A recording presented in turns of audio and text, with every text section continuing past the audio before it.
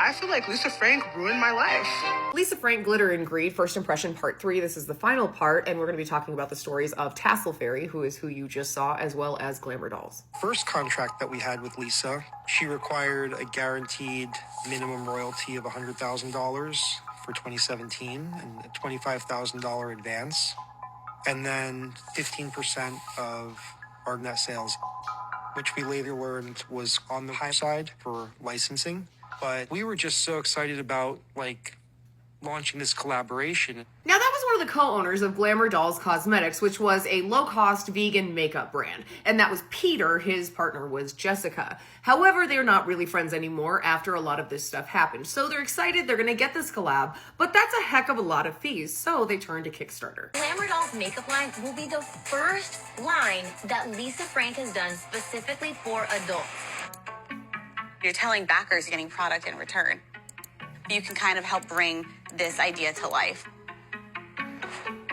Jess and I had come up with a fun concept for eyeshadow palettes that were in the form of a Trapper Keeper and a small collection of products just to see how the industry and the customers might respond to this kind of quirky collaboration. Now, Trapper Keeper eyeshadows happened, but it was with Morphe. We're going to get to that in a second. However, you've got these young people who are starting this brand, and they're really, really excited, and they're kind of jumping into it. So they start this Kickstarter that ends up raising $475,000. But with that $475,000 is a promise that they will have products from this line by the end of the year. A promise that is not able to be fulfilled for a lot of different reasons, but mostly creative differences and Lisa not really committing to anything. Shortly after meeting these people, Lisa had started doing some stuff like she would no longer communicate with Jessica, the female business partner. She would only talk to the dude. Then she started asking him to do more and more. I went to Greece.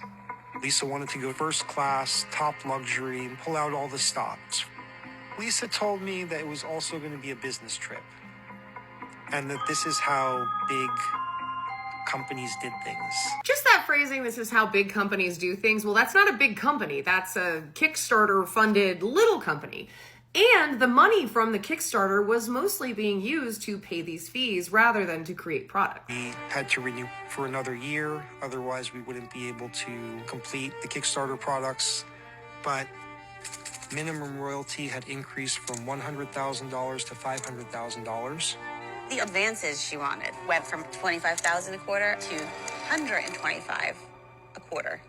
That's not like a small increase. And she now wanted the payment at the beginning of each quarter. So all of this, they're working on changes, they're trying to do everything that they can, and Lisa pulls out of the contract and ends the licensing agreement, which means that none of the products are going to be made. And all of the licensing money has already been paid out to Lisa Frank, so there's nothing to refund the Kickstarter people, and people are still mad about this to this day. Go read my comment sections. But no one really says anything until Lisa releases an email herself. In November 2020, a Lisa Frank spokesperson told Business Insider that Glamour Dolls was the reason why the Kickstarter collection didn't fulfill its promises. They also claimed that Lisa Frank Inc. had contacted the federal government about this. They would later find out, after filing a federal lawsuit against Lisa for defamation, breach of contract, all of this stuff, right? That no such investigation ever took place. They had kind of mentioned it in passing to someone who they know is associated with the FBI, and that's the entire story. The lawsuit is still ongoing, but 7 of their claims of defamation and breach of contract were actually dismissed in September. However, a few are still going through. This brings us to Tassel Fairy, and when Glamour Dolls saw what Tassel Fairy was going through, they were like, oh my gosh, this is very eerily similar. Hi, unicorns! Welcome back to the Tassel Fairy channel. I am Amina, the Tassel Fairy. I followed all of the Tassel Fairy stuff when it happened, and, you know, really she was done dirty, but there's a lot of controversy about it because Tassel Fairy had her own apartment in downtown LA. It was a loft space, and she had designed this and become really, really popular for this design. She was on the cover of IKEA magazine, she was on Good Morning America, a lot of stuff, and she had had personal contact from Lisa Frank about how much Lisa Frank really loved her apartment. So she was really surprised when she started getting some emails. So similar to my apartment, Cloudland. And I was like, huh? The first time I looked at pictures of the Lisa Frank pop-up hotel, it felt like my brain started screaming. Because when I first saw the pictures of the pop-up, especially the kitchen, It was like a shot-for-shot remake of my kitchen that I had decorated with my own hands. I encourage you to go follow Tassel Fairy's socials because there's a lot more that went on here than I can kind of encapsulate in this, especially a video from 2019 that was kind of when this was all happening in real time. But not only does this pop-up start getting talked about and everyone's like, that really, really looks like your place. Then it turns out that the management company that manages the building where the pop-up is going to be also manages the building where Tassel Fairy lives. And Tassel Fairy is told that she is being evicted. By that time, my wife and I were really struggling financially, and I was behind with rent.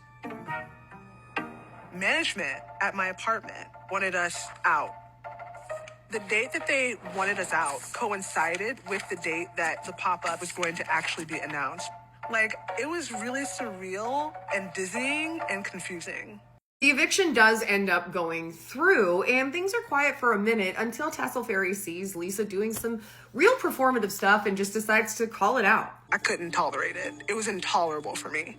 So I started talking about it on social media. And that started getting a lot of attention. Lisa did end up responding and, for lack of a better term, tried to flip the script. We were disappointed to hear of an opportunistic individual taking that moment to focus attention on herself.